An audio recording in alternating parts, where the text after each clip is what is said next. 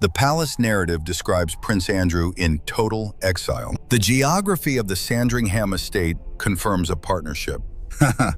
You are one of the few who looks where the cameras are told to turn away. To stay inside, ensure your access is permanent. King Charles arrived at Wood Farm for the bank holiday in a gray Lotus Electra. He was photographed alone. This projected a king in solitary retreat. 5 minutes down a private track sits Marsh Farm in Wolferton. This 5-bedroom farmhouse is Andrew's new operational headquarters. In January, crews installed 6-foot security fencing and high-speed fiber optics. The estate is now a no-fly zone. This tactical shield prevents aerial surveillance from tracking the daily movement between the two residences. Scandal failed to separate the brothers. 1 mile of Norfolk grass and a state-funded security perimeter now joins them. Andrew has moved inside the king's final circle of protection. In 2008, Andrew commissioned a secret audit from PricewaterhouseCoopers.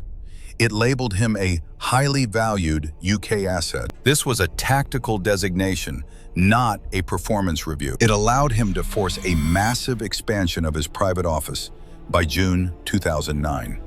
He hired Philip Yeh, former CEO of 3i, to manage the ledger. Andrew's annual travel budget hit £750,000. He used this corporate structure to bypass scrutiny. This machinery is now the target of a criminal investigation. In February 2026, the investigation turned physical. Assistant Chief Constable Oliver Wright is leading a team from Thames Valley Police. They are processing 2009 financial files inside the royal estate.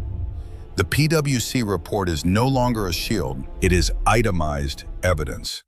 Andrew faces specific questions on misconduct in public office. The palace cannot redact what has already been seen. To maintain your position inside the information loop, ensure your access is permanent. Is the valuable asset label a legitimate defense or a confession of corruption? Andrew's status was earned. The label was a cover for funding. Anne drives a dark blue Land Rover Defender. No protection officers. She enters the Marsh Farm perimeter at 10:15 a.m. She carries a single manila folder under her arm. This happens every Tuesday. Edward follows 48 hours later. He uses the back entrance via the Wolferton pumping station. He stays for exactly 90 minutes. While they are inside, the king remains at Wood Farm, 300 yards away. Charles does not cross the grass. He watches the driveway from the first-floor study window. Andrew sits in a kitchen chair facing the door. He has the 2009 PwC audit open on the wooden table. The pages are marked with red ink. The police are waiting at the main estate gate with a warrant. The siblings are already inside. They are hand-delivering documents the palace cannot send by courier. The files stay within the family. The physical chain of evidence stops at the kitchen door. On February 19, his 66th birthday, the protection ended. The charge of misconduct in public office carries a maximum sentence of life imprisonment.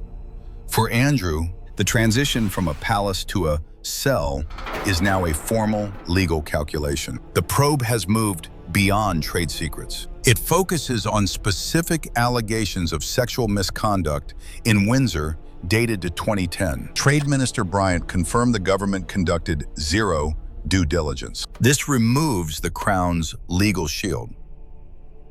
The institution is referencing 1649. Palace lawyers are drafting the Royal Prison Protocol.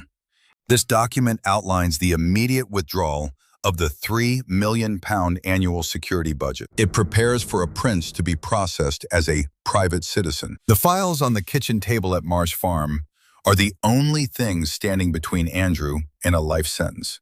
To keep your position inside the circle as the protocol activates, subscribe. Which is the greater threat to the monarchy?